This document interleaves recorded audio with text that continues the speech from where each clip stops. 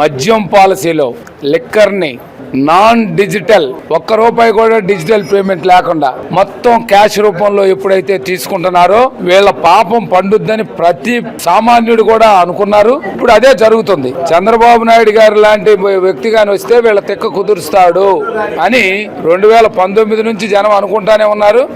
అదే ఇప్పుడు జరుగుతూ ఉంది. గతంలో ప్రతిదానికి డిజిటల్ పేమెంట్ ఉన్నప్పుడు ఒక మద్యానికి మాత్రమే ఎందుకు డిజిటల్ పేమెంట్ లేదు?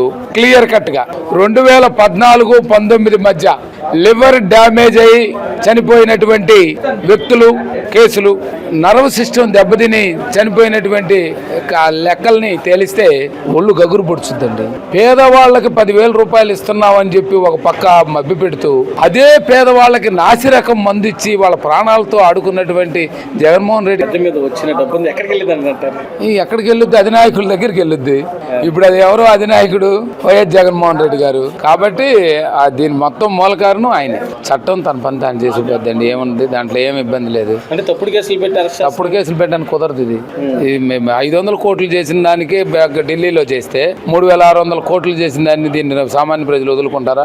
ప్రజలు ట్యాక్స్ తోటి ప్రజలకు తినేటువంటి ఉప్పు పప్పు చింతపండ్ల మీద వచ్చే ట్యాక్సులతోటి ప్రభుత్వాలు నడుస్తూ ఉంటే 3,600 కోట్లు మద్యం స్కామ్లో వాళ్ళు తిన్నారనే ప్రభుత్వాలు వదిలిపెడతాయి.